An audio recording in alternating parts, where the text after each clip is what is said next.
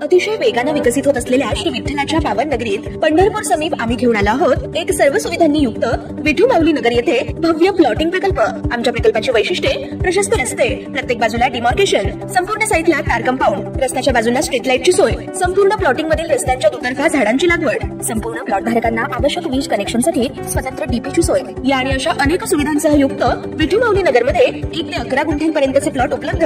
साईटचा पत्ता विठू माऊली नगर, MIT स्कूलच्या पाठीमागे पालखी तळाजवळ, सातारा रोड, वाखरी तालुका पंढरपूर। घडामोडी पाहण्यासाठी आमच्या YouTube चॅनलवरील PVR म्हणजेच पंढरी वार्ता या न्यूजला सबस्क्राइब करा आणि शेजारील बेल आयकॉनवर क्लिक करा। मी कधीच जातीपातीत पडलो नाही। जातीपेक्षा धर्मापेक्षा हक्काची लढाई मोठी असते। एका शेतकऱ्याचे प्रश्न मिटले तर सर्व शेतकऱ्यांचे प्रश्न मिटतील। पण भाजपा, काँग्रेस, शिवसेना कोणताही पक्ष शेतकऱ्यांचे प्रश्न सोडवण्याची धमक ठेवत नाही। 75 वर्षात तुम्ही शेतकऱ्यांचं भलं करू शकत नाही हे दाखवून दिलं आहे। शेतकऱ्यांसाठी आमदार, खासदार उभे राहत नाहीत अशी खंत बच्चू कडू यांनी व्यक्त केली आहे। मराठा आरक्षणावरून अपक्ष आमदार बच्चू कडू यांनी आक्रमक भूमिका घेतली आहे। मराठा एका जातीचा असेल तर जनगण मन मधून तो शब्द काढून टाका असं ते विधानसभेत म्हणाले आहेत।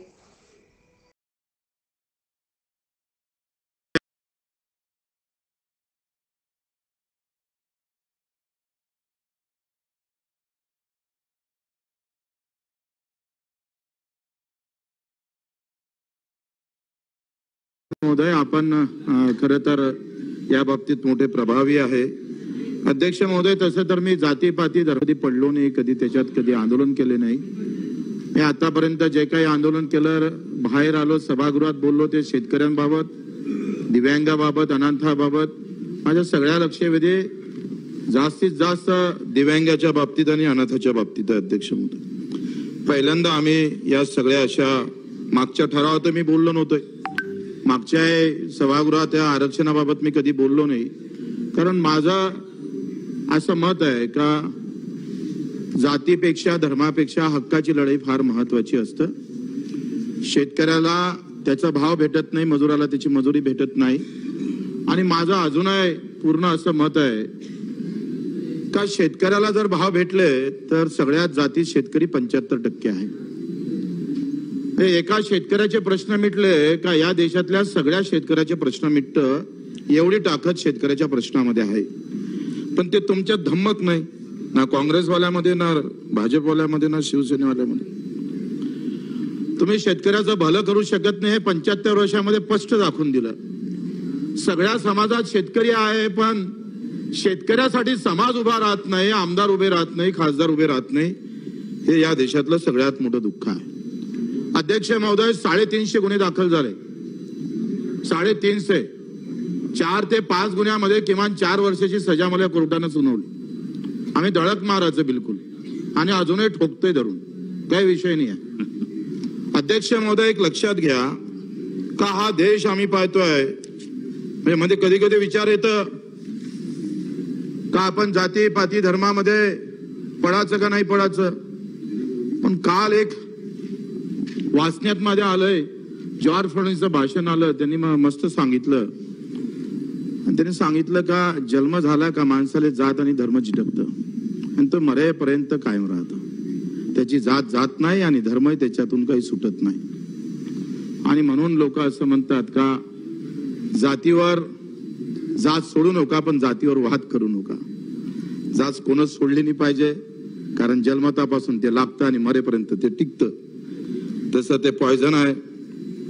कष्ट करणाऱ्या, काम करणाऱ्या शेतकरी, शेतमजुरासाठी ते विषच आहे। शेतकरी म्हणून, कष्टकरी म्हणून त्याच्या बाजूने कधी हे सभागृह ज्यानं बांधलं असेल ना अध्यक्ष महोदय, हे सभागृह ज्या मजुरानं बांधलं त्या मजुराला 100 रुपये रोज होता। मी काढले सगळी माहिती। आणि हा इंजिनियर जेव्हा आम्ही पाहतो या सभागृहाला लक्ष देत होता, पुरत होता, वळसे पाटील साहेब, त्याला त्यावेळेस 800 रुपये रोज होता।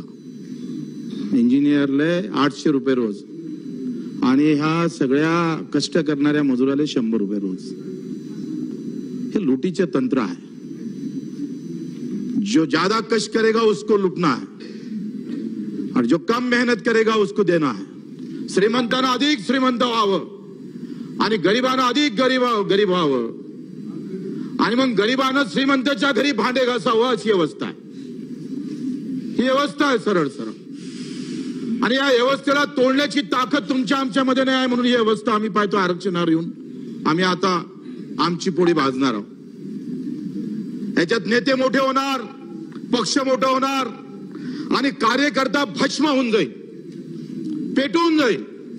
अरे मोठे मोठे कार्यकर्ते, मोठे मोठे मंत्री महोदय जर आम्ही पाहतोय का द्वेष निर्माण करणारे भाषण जर करत असेल तर कसं होणार आहे अध्यक्ष महोदय? अध्यक्ष महोदय, पूज्य बाबासाहेब आंबेडकरांनी अतिशय संघर्ष करून लागण तेवढे कष्ट करून अध्यक्ष महोदय बाबासाहेबांना कधी आमच्या शरीरात स्वतःच्या शरीरात जात शिरू दिली नाही. मला बाबासाहेब आंबेडकरचं एक वाक्य अजून आहे मनात कोरून ठेवलं अध्यक्ष महोदय. अध्यक्ष महोदय, बाबासाहेबांना हे म्हटलंय का होय मी पहिले भारतीय आहे नंतर सुद्धा भारतीय आहोत. आम्ही महापुरुषाच्या नावावर जात लावून देतोय, एवढे नालायक निघालोय. पेटून द्यायला पाहिजे सगळ्यांना. खरं तर पुतळा लावला, पुरुषाचे फोटो लावले का तो त्या जातीचा. आणि बाबासाहेबांच्या पहिला पुतळा अध्यक्ष महोदय माधवराव बागल कोल्हापुरात पहिला पुतळा बाबासाहेबांचा एका मराठ्यानं उभा केला, याचा आनंद आहे, गर्व आहे. अध्यक्ष महोदय, महात्मा ज्योतिबा फुलेंचा फोटो इथं आहे. बोलतोय मराठ्यावर बोलतोय. तुम्ही आंदोलन काही कुचकुच करू नका. अध्यक्ष महोदय, महात्मा ज्योतिबा फुलेंना पहिली शिवजयंती शुभाची. कुठे जातीपातीचा कुठे विषय नाही. महाराष्ट्र कसा होता त्या संत सगळ्या महापुरुषांना आम्हाला दाखवून दिला. अध्यक्ष महोदय, पहिले शिवजयंती महात्मा ज्योतिबा फुलेनं या महाराष्ट्रात सुरू केली. जातीपातीचे बंधन तोडत महात्मा फुलेनं पुन्हा दाखवून दिलं का कुठलाही महापुरुष एका जातीपुरता, धर्मापुरता, राज्यापुरता मर्यादित नसतं, तर त्याचा छाप सगळ्या जगावर पडत असतं. तसा हा महाराष्ट्र होता. पण महाराष्ट्राला काय काळीमा लागतंय मला समजत नाही. अध्यक्ष महोदय, आपण पाहतोय का काही सभा मी ऐकल्या आणि त्या सभेमध्ये एक जण असा म्हणतोय, नाव घेत नाही मुद्दा म्हणून, अधिक जातीवर जाणतो मी, 160 आमदाराला आम्ही पाळू. 160 आमदाराला. ही भाषा आहे? या पद्धतीनं मोठे नेते जर बोलायला लागले, एखाद्या सामान्य कार्यकर्त्यानं बोललं ठीक आहे. काय उदाहरण दिलं जातं का त्या समाजाचा होता म्हणून तुम्ही एकमेकावर आरोप करा व्यक्तिगत, ठीक आहे, पण समाजावर जाऊन आरोप करा तर राख लागेल ना महाराष्ट्रात. कोण वाचून याला? अरे आम्ही समजदार आहोत. इथं असणाऱ्या लोकांना जर जातीवर बोलणं सुरू केलं, तुम्ही एका गुलाबराव मी तुम्हावर बोललो, तुम्ही माझ्यावर बोलले, ठीक आहे, पण तुम्ही ज्या दिवशी जातीवर बोलायला लागाल, मराठ्यांनी असं केलं, आमच्या मशानभूमी अडवल्या, आमचं असं केलं, आमचे तसं केलं, अशा पद्धतीनं बोलताय तुम्ही. असे तर कित्येक उदाहरण सापडन. गाव खेड्यामध्ये अशी उदाहरण सापडत नाही. एकमेकाचं कुणी जिथे जे जात भारी असतं ते अन्याय करत असतं त्या गावामध्ये. हे तर सत्य आहे. ते नाही व्हायला पाहिजे पण सत्य आहे. मला वाटतं खोटं असेल तर मला सांगितलं पाहिजे. पण अशा प्रकारचा भास आणून देणं जणू काही मराठे म्हणजे आम्ही पाहतो अध्यक्ष महोदय का जसं काही अन्याय करणारी जमातच तो उभी केली. अशा प्रकारची व्यवस्था जर निर्माण करत असाल तर ते चुकीचं होईल. अध्यक्ष महोदय, राजकारण होईल हो, तुम्ही मुख्यमंत्री व्हाल, पण विष पाजून मुख्यमंत्री होऊ नका. अमृत पाजून व्हा. ते नाही होता येतं. आणि अध्यक्ष महोदय, अशा प्रकारचे हे कारस्थान थांबले पाहिजे. घरं जाळले त्याचा निषेधच केला पाहिजे, अंदर केलं पाहिजे, बेभान ठोकलं पाहिजे त्यांना. घरं जाळापर्यंत ज्याचे हात जात असेल ना ते हात पाय तोडून टाका. अध्यक्ष महोदय, पण मला वाटतं एकाही माणसानं इथं उल्लेख केला नाही, 50 मराठ्यांच्या पोरांनी आत्महत्या केल्या. योगेश नावाचा पोरगा PhD झालेला होता.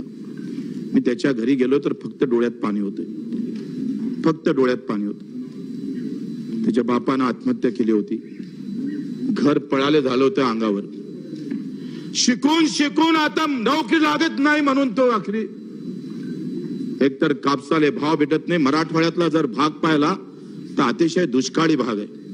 ना पाण्याची सोय आहे ना कुठल्याही प्रकारची व्यवस्था आहे. सगळ्याच समाजाची तेली माळी कुंभी धनगर असं नाही मी म्हणतोय मराठ्याचीच व्यवस्था आहे. सगळ्याच समाजाची तिथली अवस्था वाईट आहे. आपण पश्चिम महाराष्ट्रात गेलो तर किमान पाण्याची व्यवस्था आहे आणि इकडे आलो तर मराठवाड्यात मात्र साधी पाण्याची व्यवस्था पण तिकडे नाही आहे. आणि मग अशा अवस्थेमध्ये आरक्षणाचा आधार पकडला आणि ते भेटत नाही म्हणून आत्महत्या केली. 50 जणांच्या आत्महत्या झाल्या, घरं जाळल्या. आम्ही 10 डाव ठासून सांगतोय आणि 50 आत्महत्या झाल्या त्याच्यावर एकही कोणी बोलत नाही याचं दुःख आहे.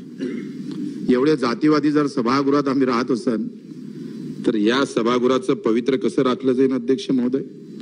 अध्यक्ष महोदय आपण पाहतोय हो या जगातलं पहिलं मी पाहिलंय उपोषणावर लाठीचार्ज पाहिला कधी. आंदोलन झालं असा मोठा लॉंग मोर्चा निघाला कुठेतरी गोटमार झाली आम्ही पाहतोय. पण बसलेल्या ठिकाणावर लाठीचार्ज होत आहे.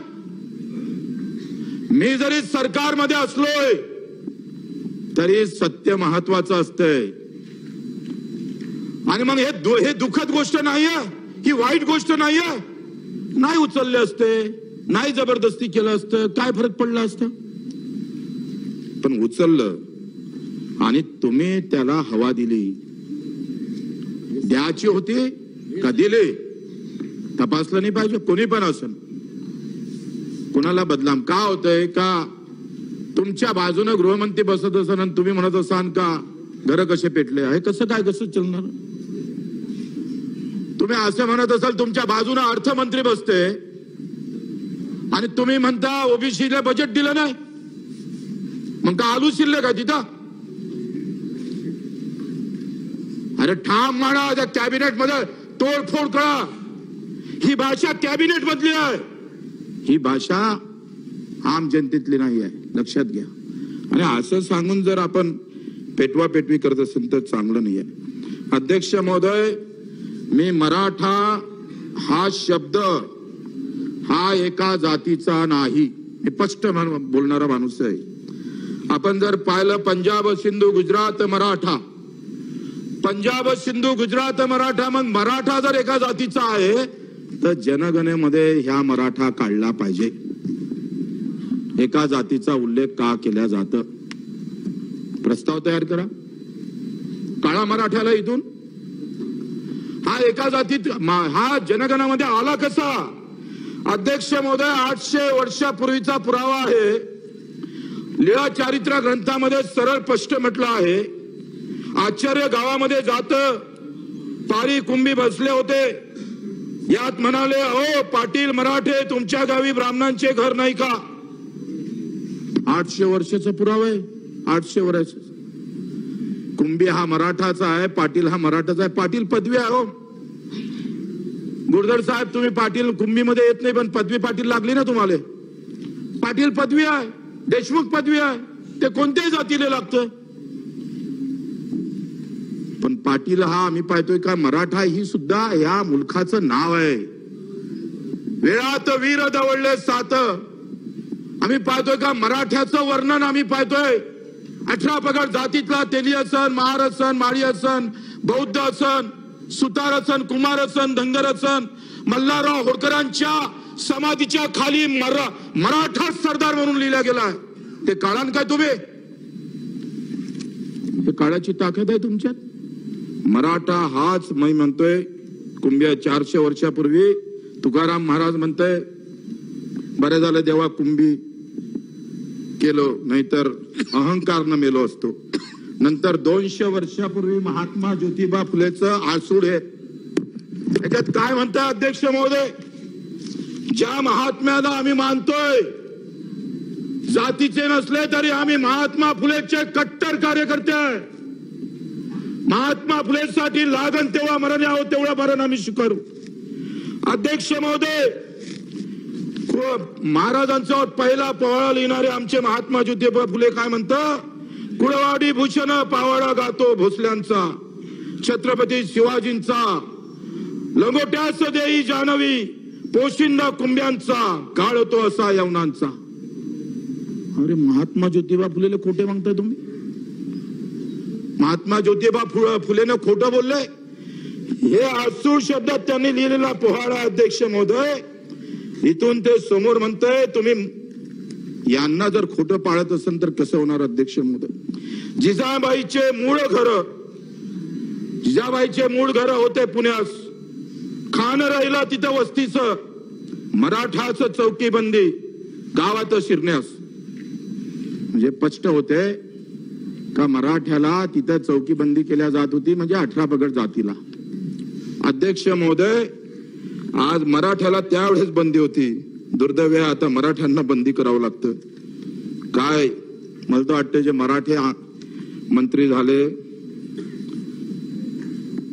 त्यांनाच खरं तर धन्यवाद द्यायला पाहिजे. चांगलंही केलं का मराठ्यांनी मराठ्यासाठी आरक्षण दिलं नाही. अध्यक्ष महोदय एक आसूरचा दुसरा भाग आहे. त्याच्यामध्ये एक गृहस्थ जातं महात्मा ज्योतिबा फुलेकडे आणि त्यांच्या पगोट्यात 3 शेंड्या लोंबत नव्हत्या. शिंप्याचं म्हणावं. पगोट्यावर जागोजागी सुया टोचल्या नव्हत्या. सोनारातील म्हणावं. त्याच्या भाऊपुढे उरडा निघाला नव्हता व ब्राह्मणातील म्हणावं. महात्मा फुलेले चिंता लागली काय म्हणावं याला. आणि तेव्हा आपला मोहरा माझ्याकडे फिरून आपणच मला प्रश्न केला की तुम्ही मला ओळखले काय? महात्मा फुलेला म्हणतात ते. मी म्हणालो नाही महाराज. म्हणजे ज्योतिबा म्हणाले मी तुम्हाला ओळखले नाही माफ करा. गृहस्थ म्हणाला मी मराठी कुळातील मराठी आहे. तुम्ही मराठे असाल परंतु तुमची जात कोणती असे महात्मा ज्योतिबा फुले म्हणतात. आणि मग गृहस्थ म्हणते माझी जात मराठे. मग मी म्हणजे ज्योतिबा म्हणते महाराष्ट्रात जेवढे म्हणून महारापासून तो ब्राह्मणापर्यंत लोक आहे ते सर्व मराठे आहे. आता एवढं स्पष्ट 200 वर्षापूर्वी महात्मा ज्योतिबा फुलेंना म्हटलंय हे तुम्ही लोकांसमोर आणत नाही. आणि अध्यक्ष महोदय आणि म्हणून ते मग पुन्हा विचारतय तर म्हणते मी कुंभी. तुम्ही अमुक जातीचे आहात याचा उलगाडा तेवढ्यात होत नाही. मराठे म्हणून तुम्ही कोणत्या जातीचे आहे हे सांगता येत नाही. म्हणून गृहस्थ मग त्याला सांगतं मी कुंभी आहे. आता हे माझ्या हातचं नाही महात्मा ज्योतिबा. पण तुम्ही महात्मा ज्योतिबा फुलेला हे खोटं म्हणाल का?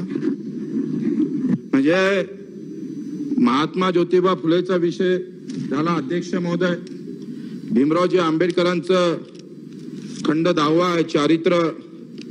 चरित्र खंड आहे. अध्यक्ष महोदय याच्यात खूप चांगल्या प्रकारचं झेंडा समिती नेमल्या गेली होती अध्यक्ष महोदय. आणि याच्यात झेंडा समितीमध्ये आंबेडकरांचं नाव होतं बाबासाहेब आंबेडकरांचं. आणि तेव्हा महाराष्ट्रानं ठरवलं होतं का त्या तिरंग्याचा रंग हा भगवा असला पाहिजे.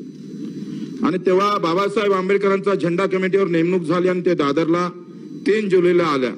परत आल्यावर सुरबा टिपणीस हे सगळं सरकारनं छापलेलं पुस्तक.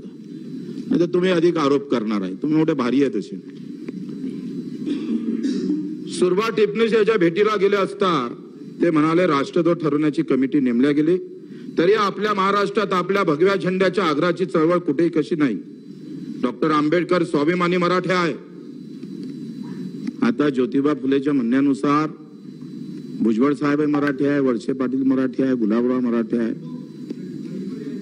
देवेंद्र फडणवीस पण मराठी आहे, सगळेच मराठी आहे. जर आपण आव्हाड साहेब महात्मा फुलेचं तर मानलं तर महात्मा फुले साहेबांचं भगव्या झेंड्याची आग्रही चळवळ कुठंच काही दिसत नाही. आंबेडकर स्वाभिमानी मराठी आहे. शिवाजीच्या भगव्या झेंड्याचा त्यांना तिखट अभिमान आहे. तमाम महाराष्ट्रातल्या मराठ्याने एकमुखाने या झेंड्याचा राष्ट्रध्वज म्हणून पुकारा करतील. दिल्लीत कमिटीला गंभीर विचार करावा लागेल ही आंबेडकरांची भावना बरोबर होती. आता एवढं स्पष्ट असताना सुद्धा म्हणजे एखादा माणूस मी माणूसच आहे रे बाबा तुम्ही म्हणताय नाही माणूस नाही तुले देवाच्या घरी पाठवतो देव मला सांगन आणि मग तुले आम्ही मानन का हा माणूस होय. केवढे भयाट थुत्रे लोक आहे. अध्यक्ष महोदय एवढं सगळं असताना राग का येणार नाही अध्यक्ष महोदय? वर्षामागं वर्षे गेले, जरांगे पाटलांनी उपोषण केलं. उपोषण केल्यावर एक समिती नेमली, समितीला पुरावे सापडले आणि ते पुरावे जास्त सापडले म्हणूनही तुम्ही बोंबलताय. मग तुमच्या मनात नेमकं काय मला समजत नाही. मी कधी जातीगीतीवर बोलावं नाही असं आयुष्यात मी ठरवलं होतं का आपण ह्या जाती धर्माच्या भानगडीत कधीच पडायचं नाही. कारण माझ्यासोबत असणारा दिव्यांग हा सगळ्या जातीचा आहे. अनाथ आले आम्ही 1% आरक्षण मिळवून दिलं, त्याची जात मला अजून माहित नाही, त्याच्यासाठी आम्ही गुन्हे दाखल करून घेतले. आता गायकवाड समितीचं आयोगाचं तुम्ही आकडेवारी सगळ्यांना वाचून दाखवली आणि मग समाजामध्ये आपण पाहतोय 8 मराठे मुख्यमंत्री झाले किंवा 18, 50, 60, 200 आमदार जर मराठ्याचे खासदार आहे तर माझं असं म्हणणं आहे ते जात सुखी झाली अशी कोणी म्हणत असेल तर मग कसं होणार आहे? मग असं आपल्याला ठरवावं लागेल, ज्या जातीचे कमी आमदार आहे, ज्या जातीचे कमी खासदार आहे त्याला आरक्षण पहिलं द्या. बरोबर आहे का नाही? असंच ठरवावं लागेल. मग असं ठरवून टाका. म्हणजे मला वाटते तुम्ही 200 लोक, एखाद्या महाराष्ट्रातले 200 लोक सुखी झाले तर मग सगळा समाज सुखी आहे असं म्हणत असाल तर आपण किती करंटे आहे त्याच्या किती म्हणजे ते सिद्ध होतं आपण किती करंटे आहे. अध्यक्ष महोदय, मी एवढं सगळं वाचून दाखवणार नाही. किती घरं मातीची आहे, किती कुळाची आहे, हा सगळा अहवाल गायकवाड समितीनं आपल्या समोर ठेवला होता. अध्यक्ष महोदय, काही आकडेवारी सांगितलं जातं. हे पुस्तक आज महाराष्ट्रातील शासकीय कर्मचाऱ्यांचा सर्वकष माहितीचा कोश आहे, माहिती कोश आहे. अध्यक्ष महोदय, आज महाराष्ट्रात 4,84,901 कर्मचारी अधिकारी आहे. त्यामध्ये SC, ST, OBC मध्ये एकूणमध्ये 71% आरक्षण आहे. ओपन मध्ये 29% लोक सरकारी कर्मचारी काम करतं. त्यामध्ये मराठा आहे, ब्राह्मण आहे, जैन आहे, कायस्थ, मुसलमान आहे, ख्रिश्चन आहे. परंतु हीच आकडेवारी वेगळ्या पद्धतीने वाचून दाखवून पुन्हा मतमतांतर करण्याचा जो प्रयत्न होत आहे तो खरं तर खरी माहिती शासनानंच घोषित केली पाहिजे. मला असं वाटते का शासनानं खरं याची जातीय गणना होणं फार महत्वाचं आहे. पण मला असं वाटतं का एखाद्याला आरक्षण दिलं, समजा एक गाव आहे आणि 100 गावापैकी 4 लोकांना आरक्षण भेटलं तर 4 कुटुंब सुखी होऊ शकतं. पण माझं असं मत आहे का त्याच गावातल्या शेतकऱ्याला जर भाव दिला तर अख्खं गाव सुखी होऊ शकतं. जे सोपं आहे ते स्वीकारायला तुमची तयारी नाही. कारण बजेट मधले 3 लाख कोटी रुपये तुम्ही कर्मचाऱ्याला वाटता, अधिकाऱ्याला वाटता, आमदाराला वाटता, खासदाराला वाटता आणि शेतकऱ्याला 34,000च्या गोटीवर ते सरकत नाही. म्हणजे जिथं तुम्हाला काम करायला पाहिजे राजकीय लोकांना तिथं काम करत नाही. ह्या जातीय अवस्था निर्माण झाल्या पाहिजे. तुमचं आमचं व्यवस्थित जमलं पाहिजे. काही काम न करता निवडून येतं जातीच्या नावानं माणूस. बरेच आमदार असे आहे का तिकून दुसऱ्या समाजाचा उभा राहिला का इकडे दुसरा आला का काही काम न करता आपोआप निवडून येणारी जमात, असे काही आमदार आहे का त्याला काही कामच नाही करावं लागत, काहीच काम करावं लागत नाही. जात आणि धर्म म्हटला, अरे मुसलमान खतरे में है, हिंदू खतरे में असं म्हटलं का मत धडाधड भेटून जातं. खत्र्यात मुसलमान येत नाही, हिंदू येत नाही, नेता खत्र्यात येतं आणि आम्हाला बनवत राहतात. हे सगळे धंदे आपले चालू आहे. आपला बिचारा जातीपाती पेटत राहते, त्याला वाटते जेवण आपलं काहीतरी. म्हणून मी या माध्यमातून जरांगे पाटील साहेबांना विनंती करतो, बा व्यक्तिगत टीका करू नका, चांगलं नाही आहे. कारण तुम्ही एका समाजाचा प्रश्न घेऊन निघाले, कुणी काही बोलू द्या पण कुणावर टीका करू नका. हात जोडून त्यांना या सभेतून विनंती करतो. आखरी एखादा नेता बोलला का त्याचे परिणाम समाजावर भोगावे लागते आणि आपण सुद्धा जे काही मोठे माणसं असेल त्यांनी सुद्धा व्यक्तिगत कोणाची टीका टिप्पणी न करता मला वाटतं आपापल्या पद्धतीनं चांगल्या मार्गाने आपण भांडलो पाहिजे. आता तुम्ही एक सांगा, मराठवाड्यात आरक्षणाचं, कोकणात पश्चिम महाराष्ट्रात मराठ्याच्या आरक्षणाचं जास्त राहिला नाही. खानदेशामध्ये पण सगळे कुंभी झाले, विदर्भात पण सगळे कुंभी झाले. मग राहिलंय पश्चिम महाराष्ट्रातलं, कोकणातलं तर काही विषयच नाही आहे. आणि राणे साहेबांना सांगून दिलं आम्ही 96 कोटी आहे, तर त्याच्यासोबत किती मराठी आहे त्यांना सोडून द्या आणि बाकीचे किती आहे ते मोजून घ्या. आता जर आपण पाहिलं तर पूर्ण मराठवाड्यात 8 जिल्हे आणि 8 जिल्ह्यामध्ये जर आपण पकडलं तर एका जिल्ह्यामध्ये 4 लाख कुटुंब असतं. 4 चौक 16 लाख, 16 लाखच असेल. आता 4 लाख गुणिले 8 चौक 32 लाख, 32 लाखाचे अर्धे मराठे पकडा तिथं असेल, म्हणजे राहिले किती 16 लाख. 16 लाख गुणिले जर आपण एकंदरीत म्हातारे गुथारे सोडले तर 50-60 लाख मराठ्याचा हा विषय आहे. पण एवढा आपण अंगावर घेतला का आता महाराष्ट्रात कधी कधी झोप लागत नाही, चिंता लागतं का कधी जातीच्या नावानं जर घर पेटले तर मग हा छत्रपतीचा, हा शाहू महाराजाचा, हा ज्योतिबांचा, अहिल्याबाई होळकरांचा हा महाराष्ट्र उद्या कोणत्या तोंडानं तोंड दाखवून देशाले. अरे आपल्याला तर जबाबदारी दिली छत्रपतीनं देशाचं संरक्षण करण्याचं, आणि तुम्ही आपसात भांडायला लागले, आणि ते कायच्यासाठी तर आरक्षणासाठी. मला वाटतं या महाराष्ट्रानं भुजबळ साहेबांना, परळकर साहेबांना, जरांगे पाटलांना, तुम्ही आम्ही सगळे एकत्र व्हा आणि एकदा शेतकऱ्यासाठी भांडा ना. काय हरकत आहे?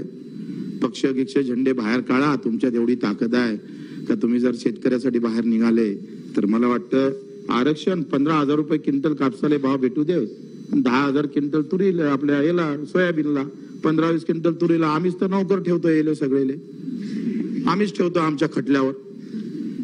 40,000 रुपये महिना देतो आम्ही काय दुसरीकडे कामाला जातो. पण आम्ही एवढे बदमाश लोक आहे, राजकीय लोक, म्हणजे मी पण आलो त्याच्यात, आपण सगळे बदमाश आहे. ते जेव्हा जनतेला समजन तेव्हा तुम्हाला पेटवल्याशिवाय राहणार नाही. पक्का 100% खरं आहे. आणि म्हणून शेतकऱ्याचा विषय बाजूला सोडून मला वाटतं शेतकऱ्याच्या विषयातच या देशाचं भलं आहे. शेतकऱ्याच्या विषयात शेतकरी, मला सांगा कोणत्या जातीत शेतकरीने एवढं सांगा. आणि म्हणून आपल्याला विनंती करतोय, बरंच बोलायचं होतं, बेल वाजवलं, मला वाटते बेल वाजवते वाटतं. अध्यक्ष महोदय, आपण पाहतोय का याच्यामध्ये आपण एक केलं पाहिजे, एकतर ओबीसीला आरक्षण वाढून घ्यायला पाहिजे. काय हरकत आहे? ओबीसीचं आरक्षण वाढून घ्या, सगळे मिळून एकत्र व्हाव आणि ओबीसीचं आरक्षण वाढून घ्या आणि त्याच्यात त्यांना घेऊन घ्यावं, असं होऊ शकतं. आता काही लोक असं म्हणतात का राजकारण चाललं जाईल, पंचायत समिती जाईल, जिल्हा परिषद जाईल, जिल्हा परिषद गेली तर आमदारकी चालली जाईल. तर आपण त्याचं शपथपत्र लिहून घेऊ का, आपण तुम्ही पंचायत समिती जिल्हा परिषद लढूच नका, तसंही करता येईल. काय हरकत आहे? असं करायला काही हरकत आहे का त्यांनी लिहून दिलं तर? म्हणजे इतकी भीती आपल्या मनात काय मला समजत नाही. आणि म्हणून जातीपाती धर्मामध्ये मला वाटतं हे न पडता धनगर समाजाच्या आरक्षणाचा विषय, आता दलित बांधवामध्ये आमचे मातंग समाज म्हणताय त्याचा अबकड करा, ओबीसी मध्ये अबकड केलं पाहिजे. सुतार सगळ्यात कमी आहे, कुंभार सगळ्यात कमी आहे, न्यावी सगळ्यात कमी आहे, लोहार सगळ्यात कमी आहे, त्याची तर गिनतीच नाही आहे, तो कुठंच बसत नाही आहे. या आमच्या सपाट्यामध्ये तो बिचारा कुठं सापडतच नाही. मग ह्या शिंपी आमचा लोहार गिवार याला अबकड द्या, तो कुठेतरी टिकला पाहिजे का नाही? ते संख्येनं कमी आहे म्हणून त्याच्यावर अन्याय करण का तुम्ही? त्याला पण आपण आरक्षणात ओबीसी मध्ये स्थान दिलं पाहिजे आणि त्याच्याही पाठीशी उभं राहिलं पाहिजे अशाही अपेक्षा करतो. आणि तुम्ही झालंच नाही तर मला असं वाटतंय का या राज्यात शांतता ठेवायची असेल तर पूज्य बाबासाहेब आंबेडकरांचे वंशज आमचे प्रकाश आंबेडकरलाच आता मुख्यमंत्री केलं पाहिजे. म्हणजे या देशामध्ये खऱ्या अर्थानं खरा न्याय ज्यांनी या ज्यांनी घटना दिली आमच्या देशाला, त्याच्यावर आम्ही कम से कम तेवढं तरी आपण केलं पाहिजे. अशा पद्धतीनं समोर जायला काय हरकत आहे? काही हरकत नाही. मला वाटतं हे तेव्हा शांत राहील सगळं. नाही तर मुद्दा म्हणून विधानसभेत बोलतो सगळ्या, कारण मला काही पक्ष नाही आहे, पण असं करायला काय हरकत आहे? का बरं दलित मुख्यमंत्री होऊ नये? का बरं माळी मुख्यमंत्री होऊ नये? का बरं तेली होऊ नये? तेलाचा मुख्यमंत्री झाला पाहिजे. आता लय झालंय, आम्ही 8 वर्ष मराठ्याला दिले, तुम्ही आम्हाला काहीच दिलं नाही मराठ्याला आरक्षण. आदिवासी मुख्यमंत्री आमचा राजकुमार कोण मुख्यमंत्री झाला पाहिजे? काय हरकत आहे? अध्यक्ष महोदय, आखरी समतेचा हा नारा फक्त बोलून चालत नाही, प्रत्यक्षात उतरावं लागतं. आणि म्हणून एका जातीला टार्गेट केल्यापेक्षा मला वाटतं सगळे मिळून सगळ्यांसोबत जाऊन आम्ही सगळे एक आहो, महाराष्ट्र धर्म पाळावा एवढीच अपेक्षा करतो, विनंती करतो. अध्यक्ष महोदय, आपण भरपूर बोलू दिलं, कारण तुमचं लगेच आमच्यासाठी बेल वाजतंय, आज वाजवली नाही त्याबद्दल धन्यवाद. जय हिंद, जय महाराष्ट्र. वाटतं असं होऊ नये अध्यक्ष महोदय, आपण खरं तर या बाबतीत मोठे प्रभावी आहे. अध्यक्ष महोदय, तसं तर मी जातीपाती धर्मादी पडलो नाही, कधी त्याच्यात कधी आंदोलन केले नाही. मी आतापर्यंत जे काही आंदोलन केलं, बाहेर आलो, सभागृहात बोललो, ते शेतकऱ्यांबाबत, दिव्यांगाबाबत, अनाथाबाबत, माझ्या सगळ्या लक्षवेधी जास्तीत जास्त दिव्यांगाच्या बाबतीत आणि अनाथाच्या बाबतीत. अध्यक्ष महोदय, पहिल्यांदा आम्ही या सगळ्या अशा मागच्या ठरावात मी बोललो नव्हतोय, मागच्या सभागृहात त्या आरक्षणाबाबत मी कधी बोललो नाही, कारण माझं असं मत आहे का जातीपेक्षा धर्मापेक्षा हक्काची लढाई फार महत्वाची असतं. शेतकऱ्याला त्याचा भाव भेटत नाही, मजुराला त्याची मजुरी भेटत नाही.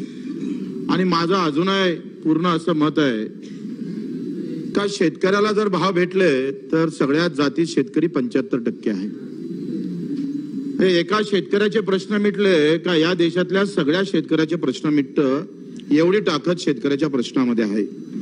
पण ते तुमच्यात धम्मक नाही, ना काँग्रेसवाल्यामध्ये, ना भाजपवाल्यामध्ये, ना शिवसेनेवाल्यामध्ये. तुम्ही शेतकऱ्याचं भलं करू शकत नाही हे 75 वर्षामध्ये स्पष्ट दाखवून दिलं. सगळ्या समाजात शेतकरी आहे, पण शेतकऱ्यासाठी समाज उभा राहत नाही, आमदार उभे राहत नाही, खासदार उभे राहत नाही. हे या देशातलं सगळ्यात मोठं दुःख आहे. अध्यक्ष महोदय, 350 गुन्हे दाखल झाले. 350. 4 ते 5 गुन्ह्यामध्ये किमान 4 वर्षाची सजा मला कोर्टानं सुनावली. आम्ही धडक मारायचं बिलकुल, आणि अजूनही ठोकतोय धरून, काही विषय नाही आहे. अध्यक्ष महोदय, एक लक्षात घ्या का हा देश आम्ही पाहतोय, म्हणजे कधी कधी विचार येतं का आपण